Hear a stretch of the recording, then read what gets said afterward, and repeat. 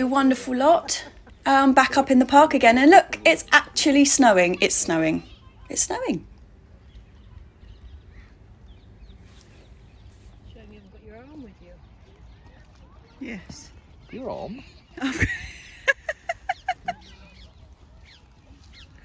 Oh, you got one of those selfie stick things? I've got a gimbal, Pat. Good morning. It is, apart from that little bit of snow yesterday, this is the first day of the vlog of 2021, which is quite exciting. So yesterday I put out a video which was just from the 1st of the month. So when was that? I can't even, all the days have gone, I'm afraid. I can't help. But whatever day it was, the first day of the year, I was sowing some chilies, and I accidentally put that it was the beginning of 2020. If that alarmed anybody, I'm sorry, because the one thing we really don't need is a repeat of 2020, but I've changed it now. Yeah, sorry about that. But today's job is the area around the pond where I'm going to be sowing the, what are they? All the toad flax and the various bits of wildflower, and that we're going to be leaving pretty much over to the wildlife for the rest of the year. Currently it's got a lot of weed in it, and I'm going to get rid of that first, but there's a particular weed in there which is an absolute bugger, which actually we shot ourselves in the foot with, really, because we put at the, when we first did the pond clear out, which I think actually was in a vlog, I think it was that recently, but we took a huge mound of stuff that was growing in the far corner of the pond, and it had a load of seed heads on top of it, typically, and as we were taking it out, there wasn't really much we could do about it, but like the seed heads just went everywhere, and that particular thing is just all through that flower bed. So yeah, I'm going to be taking that out. So I'm going to be separating the weeds out into just like normal weeds, which are going into the compost heap, and whenever I'm taking a handful of that bugger out, it's going to go into a black bag. So yeah, right, I might as well get on with it. I think it's a bit chilly up here this morning, although the sun does keep peeking out, so yeah, I'm just going to go get on with it. So if you remember, this is the top side of the pond. I've got various kind of mix of shrubs, and this is the remnants of the wildflower seed mix that I had in here in the summer. If you remember, it was this really stunning mix of poppies and this, which is the toad flax. God, it was beautiful. So I'm hoping to recreate that again this year, but this time on both sides of the pond. This is that weed I was telling you about, which had colonised part of the pond. This is what it looked like when it was in there. It just took up about a third of the pond, and it's absolutely everywhere in here now, so I just want to get rid of all of that. And then I'm going to prune all of this back. This is a blackcurrant sage, which smells incredible. It's just like the skins of a blackcurrant. And then I've got this buddleia. The weeding's not that simple in all of this mess, because I'm not just taking everything out. There is stuff I want to keep, like I've got these little violas, which are just sort of self-seated in here. And there is some nigella in there and bits and pieces which I don't really want to pull everything up, so I can't just kind of go in there and attack it. But the buddleia and the blackcurrant sage I'm going to prune right back down to the base. Red currant I'm not going to do too much with, and all of this I'll take out. I left these to go to seed along here just because anything that wants to eat the seed can. And this is a gunnera, believe it or not, so eventually that should be pretty big and provide quite a lot of shade for the pond, which is what we're after. And then all the way around the back there I need to do a bit of a tidy. But yeah, things are looking quite sharp really for January. I'm quite pleased. So the buddleias flower right at the end of the new growth, so what I'm going to do with it is just chop it really quite far down, and then find a place in there which is kind of quite a nice dome shape, and just cut it back to that point every year, so it will form a really dense base, and then each spring it will shoot up its new growth, flower on that, and be really wonderful. I mean, it's called a butterfly bush for a reason. I mean, they're always covered in butterflies, they're loved by pollinators and insects in general. So I really want to keep it, but I don't want it to get massive. So I'm going to prune it like I'm coppicing it, really. I'm just cutting it down, finding the shape and finding a really strong bud low down and cutting just above the bud. And then all of this lovely soft growth I'm going to throw straight in the compost heap. The other reason that I don't want it to get too big is because I'm really hoping to, like I say, put more wildflowers in here. So I want to keep this buddleia and the salvia and the red currant bush like really quite low and dense at the back here, but still allow them to flower. And the red currant I want to be able to fruit, because I'm not going to cover this for our own consumption. It's just going to be for the birds. I do also have a black currant to put in somewhere for the birds, but I haven't quite decided where to put that yet. But yeah, I don't want these to get too big because I want to have a lot of low-lying flowers around this area. And obviously, if it's then dominated by massive shrubs like this, it's not going to be much good for the flowers, is it?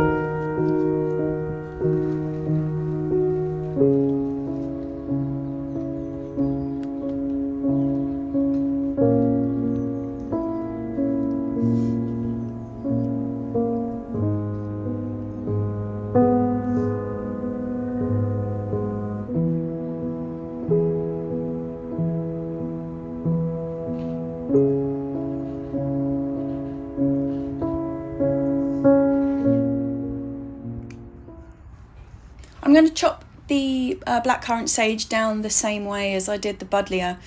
Last year I had to take out a really good looking one that was outside where the old fruit cage was, but it was kind of interwoven with the mesh of the fruit cage, so I had to cut it out to get the fruit cage mesh free. But what I'd done is really pruned it quite heavily, but into kind of a standard shape, so it had like a lollipop, and that worked fantastically, because then every summer you get this beautiful soft new growth. I'm going to do something similar with this one, but not have it as a lollipop, keep it quite low. No, not really. Shall I pick it and we'll use it? Pick it and we'll take it home with us. Yeah.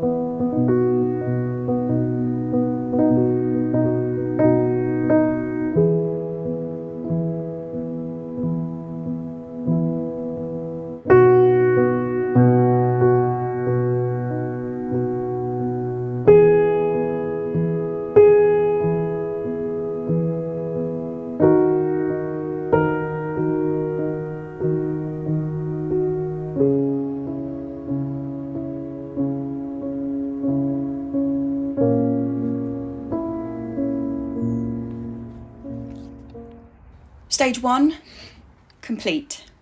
Look at that little leaf coming up out of the gunnery. He's going to be surprised now he's not protected by all the weeds. Loads of Californian poppies in there, which I've left alone. Buddleia's looking small. Yeah, nice. And round this side, Mum has just been planting these, which are a pink flower, which will hang over and droop into the pond, which should be quite nice. We've got the logs along there for things to hide in. Can't wait to get the posts up the back. Okay, goody gumdrops, that was pretty successful. I'm going to leave that now for a couple of weeks, see what regrows, because we've got so many bulbs buried under there. Every time I stick the trowel in to like get the roots out, I'm getting entangled in bulbs and stuff. So I'm just going to do like over the period of about 3 months. I don't need to sow anything until March, so I'm just going to do that and let it regrow each time and then take it out again. So it's going to be a bit of a slow process, but we will get there. And then we also have, so I'm just going to change arms because you're quite heavy.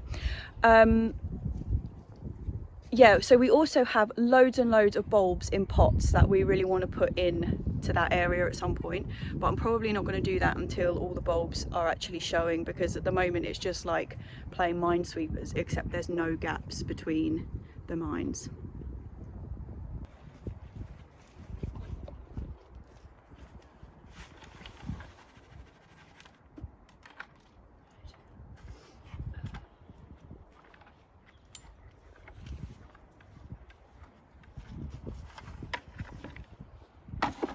Pick up all the tools.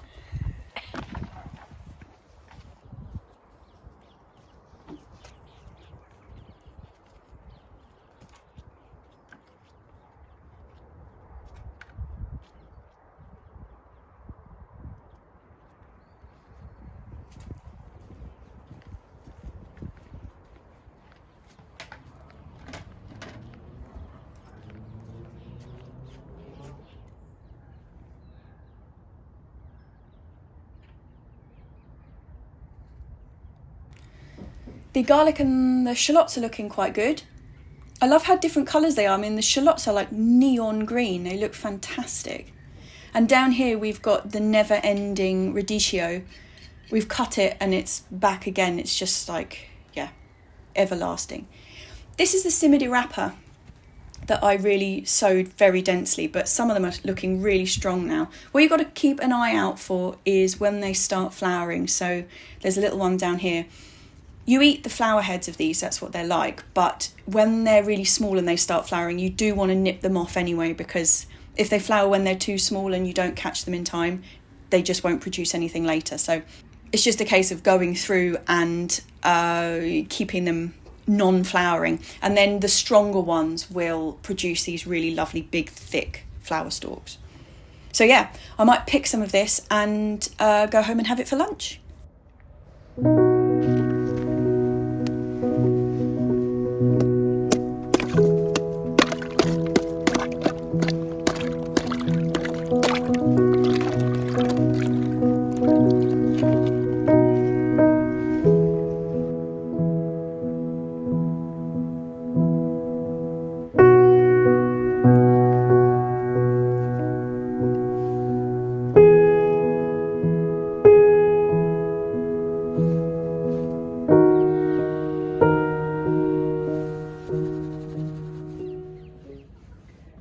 It's so cold.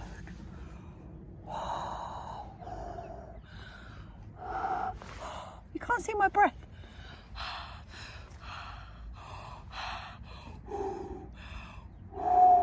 No, you can't see it on the camera. I can see it. You can't see it. It's absolutely freezing. So we're going to go home.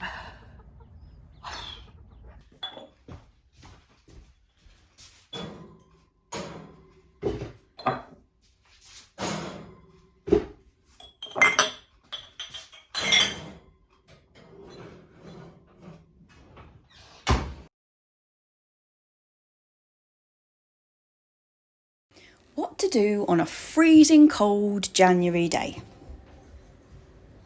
We're making marmalade.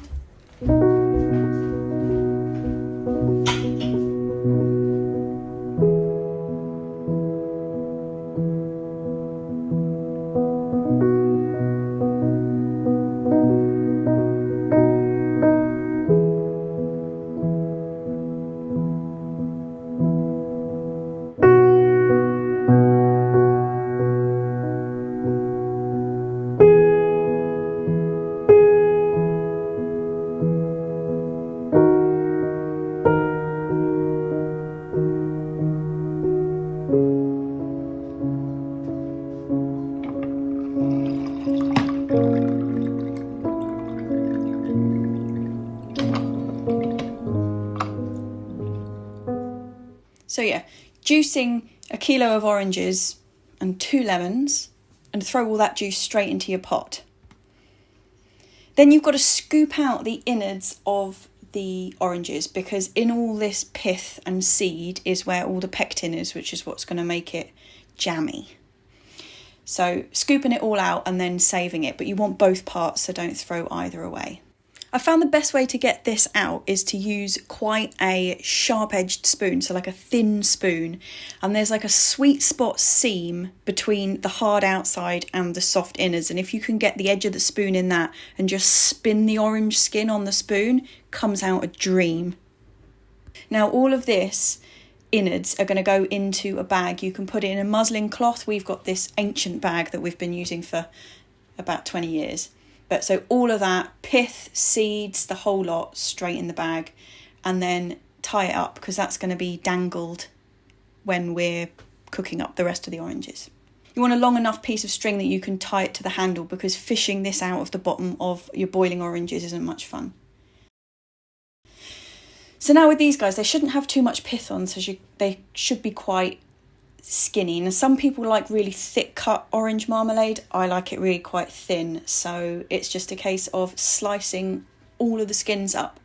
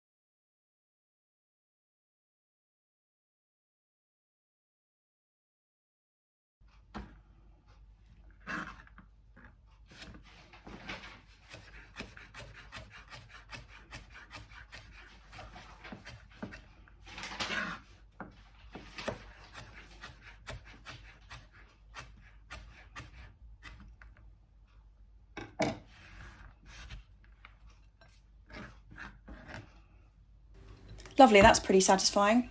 Right, stick them in the pot with the juice that you originally squeezed out of the fruit. And then, so that was a kilo of oranges, 2 lemons. I didn't slice the lemons though.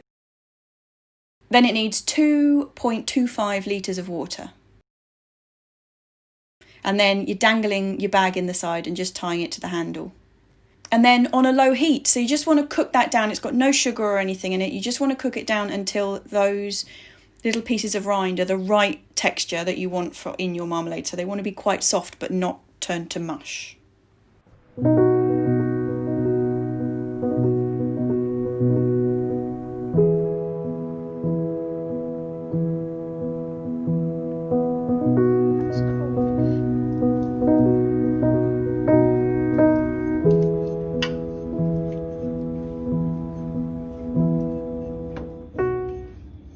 So once they are cooked, you want to just squeeze a bit out of this, and then you're going to let it go cold, because we want to get as much of the pectin out of that as possible. So squeeze most of it out of it there, and then just let it go cold in a pot on the side. And once it's cold, begins the squeezing process.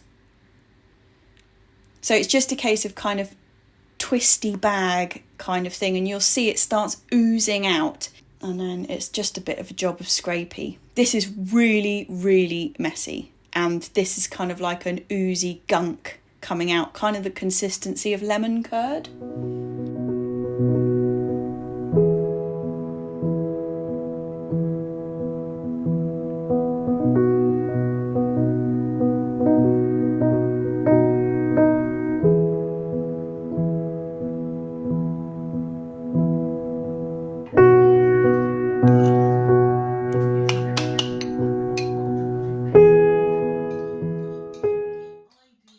And then that goes into the pot as well, along with, now the measurements for sugar that you get with making jam and marmalade etc. are sort of wildly varying, and we always go on the minimum possible side. So we're actually using half the sugar that it says in the normal recipes here, which is about 500 grams instead of a kilo to a kilo and a half of sugar. But it's jam sugar, which means that the crystals are quite a lot bigger, so they dissolve a bit more slowly and it's a bit more consistent. So just throw that in the pot as well, and then heat that up really quite slowly so those crystals are dissolved. So once all the sugar's been dissolved, that's when you whack the temperature right up. And it wants to be on a really good boil for about 5 minutes. And the temperature that you're looking for is 104.5. Once it hits that temperature, we're just going to go straight into the jars.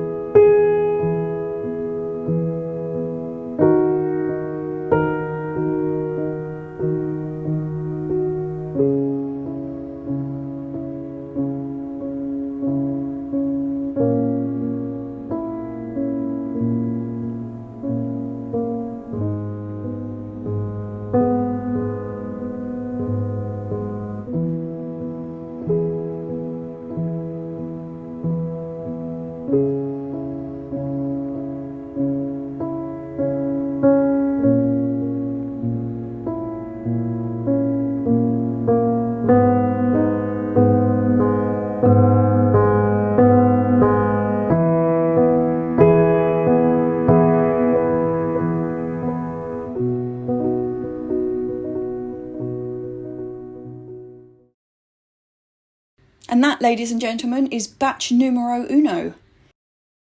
And there we have the first vlog of 2021.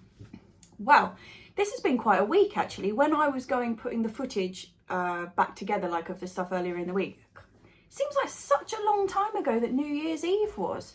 But I think that's because I put a video out on Saturday and I've thrown myself all out of whack. Bit simple that way. My whole life has been like regulated by Tuesdays over the last however many million months it's been, and so now I've done a video on a Saturday, I'm all discombobulated. But yeah, so it's been a bit of a week, and then obviously yesterday, for anybody who's not living in the UK, we were put into the 3rd national lockdown. The most significant thing that's different about this lockdown to number 2 is that the schools are closed again. Which means that my job, I assumed my job was back to being null and void. But I had a meeting this morning on Zoom, obviously. My whole life is done on Zoom these days. Which was about how we can try and support the students online digitally. So it's a bit tricky for a 3D making master's degree, how you support people technically in that sense, but I guess we're going to give it a go because they've got to do the work somehow. And yeah, so it's going to be more of a consultation sort of service over Zoom, which will be interesting. But yeah, so it means that I haven't actually lost my job, which is what I thought had happened. Again, there's only so many times you can lose your job in a year, I think. But it means that we've got a bit of time to really crack on with some stuff before spring hits, which is exciting. It also means it's going to be an entire year since the first lockdown hit that we'll be out. Can you imagine telling us, like, back then? Because we hit the lockdown about a week before my birthday, and I don't normally celebrate my birthday, but I had planned actually quite a large-ish birthday, and yeah, so that was called off. And I remember at the time, one of my best friend's birthday is exactly to the day 6 months the other side of the year from me, and we were joking about you know, can you imagine if we were still in lockdown when it's your birthday? Well, little did we know. But yeah, so anyway, I'm rambling again, but we're back in lockdown. More time at the allotment. I'm going to be fussing over my seedlings more than I would do on a normal year because I've got no distractions. And getting loads of stuff sown. So I was intending to sow my aubergines on the first week of Jan as well. But I've got this constant problem of not having that much of a heat pad. I could set something up, like rig up a larger area. But I don't actually have that much space. Our conservatory is just too cold. So last year we started off with the heated trays out in the conservatory and nothing germinated just because the heat mats weren't enough heat to get the temperatures up for things to germinate. So that's a no-go. So they're all in the sitting room at the moment, which I showed you earlier in the week. And then if we rigged something up, we'd have to take up half the dining table, and then it's like until April, May that things are still inside. So yeah, we've got to make a bit of a decision about it really. Luckily, the only things that are going in now are the chilies and the aubergines. I haven't sowed any leeks or any of the alliums actually, which I probably should get round to doing, but haven't yet. So it's on my list, I promise, it's on my list. So yeah, like I was saying, this seems like a really, really long week for some reason. But we got some things done. Marmalade, tick, that's the first one. We'll probably do about 3 batches of marmalade this year. So this one is just plain. But like I said, we've put loads less sugar than you normally would in marmalade. I like marmalade to be quite bitter and really still taste a lot of oranges. And sometimes when you put too much sugar in, it's just like, it's like sugar with a dusting of orange, and that's not right. Marmalade should be really hearty, deep, like burnt orange flavour. In fact, one of the best marmalades we ever made was one that we accidentally burnt it and had to like really carefully scrape away so we didn't get too much of the burnt taste, but some of it had like permeated up into the marmalade, and God, that was an extremely fine vintage. The next one we make will have whiskey in it. We were going to put whiskey in this one, but turns out we don't have any. That would be New Year's for you. And yeah, so I'm also planning to make a lemon marmalade and a grapefruit marmalade this year on top of that. So yeah, you'll probably see quite a lot of marmalade making in the next couple of months. So what are we doing next week? Luckily, the what are they called? Builders Merchants are still open. So we are going to crack on with the project of putting the posts up along the side of the allotment. So I'm pretty excited about that. I'm glad we got the bit cleared in front of the pond. I'm going to have to keep going over and over and over that, but normally you'd weed it, and then because it was really, really weedy, but I didn't want to clear all of that away in autumn because things were coming down and eating the seed, and I just wanted to leave it, which is why we left it for so long. But now there was nothing left in any of those seed pods. It was all spent. So but normally I'd rip all that out and then hoe it, but I can't hoe because of the number of bulbs in there, and they're all like either just under the surface or just peeking up, and obviously that would just be decapitating everything. So it's going to be a really slow process of going over and over and over the same patch of land, because once you've sowed the wildflower seed, because it's still a blanket coverage, as things start popping up, you can't initially tell with all of them what's what. So it just looks like a carpet of weeds, obviously, to begin with. And if I haven't got enough of the weed out that's already in the soil, that's going to be a real problem when it comes to trying to pick out what's good and what's not when the seed I actually want starts germinating, if you see what I mean. So I'm starting early, and I'm going to go over and over and over it until it's time to sow, which I'm incredibly excited about sowing that seed this year. It was so successful last year. Yeah, it was a real highlight of 2020, actually. Those toad flax, I literally would just wander up to the allotment, stick the compost in the compost bin that we brought from home, and then go to walk down towards the shed and just be like halted in my steps by how beautiful what growing around that pond was this year. Like, just, I found it mesmerising. I thought they were so wonderful. And then the closer you got, the more beautiful they were, because they were tiny, tiny little gems. And so much living in there. So you saw around the edge of the pond, we've got those kind of bits of wood all across there. Well, they were up the top end of the plot, but we really needed to move them. We didn't want to get rid of them, obviously, because they make a perfect habitat. So we've put them on that far side of the pond. So hopefully it's going to cause a nice sort of damp bit of protection from them. And they're quite hollow, so there's a lot of hiding spaces under there. Something else is, when I was talking about slugs on my, the Saturday chat that I did on the weekend, I got a lot of comments about why don't I just give the slugs to the chickens. My chickens will not eat slugs. Like, they don't even eat caterpillars. I can get them to eat the really pale green caterpillars. You know, the caterpillars that attack the brassicas. You've got the large cabbage white and then the normal cabbage white, and one of them has got a very pale green caterpillar, and one of them has got like a black and yellow and bit of a hairy one. Well, they won't go near the black and yellow hairy ones, and they will sometimes eat the green ones. Sappho will eat the green ones, but none of the rest of them will. We had a chicken a couple of years ago who would deign to eat the really tiny slugs, you know, like the mini ones. If we kind of pushed them into her face, basically, she would just about tuck into them. But our chickens, like, they're not going to eat slugs. They just turn their beaks up at them completely. They are not interested one iota. Mum even tried doing, so we read somewhere, this is awful, but she read somewhere that if you like freeze the slugs into a lollipop, it was in the middle of summer, and it was like you hang a frozen thing up for the chicken. They get the benefit of being cooled down by the ice, and then they eat the slugs as well. It's like a treat for them in there, so we tried that.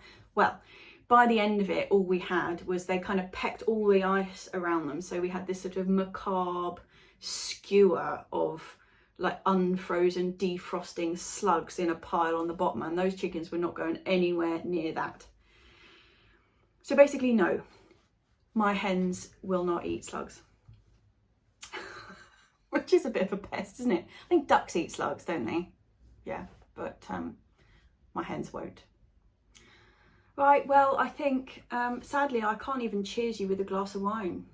Bloody dry January. I'm not enjoying it, I've got to tell you. Like, my evenings are spent cooking and like having a glass of wine. It's not the same having a glass of fizzy water with lemon in it, I can tell you. It's just not the same, it's not right. But I don't have, how many days have I got left to go? 29 days or something.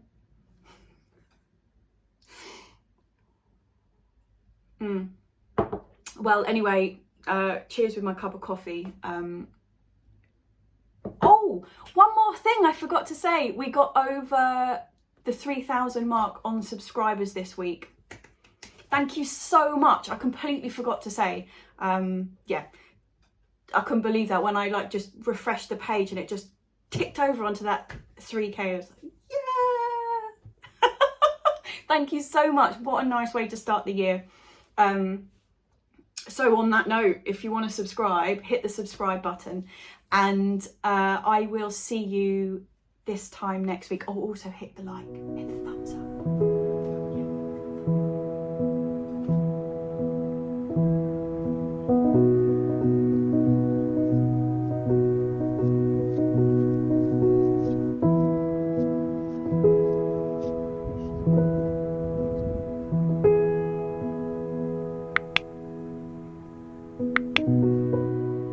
So that was the first vlog of 2020. It's not 2020, Jessie. I'm stuck in Groundhog Day. Help me.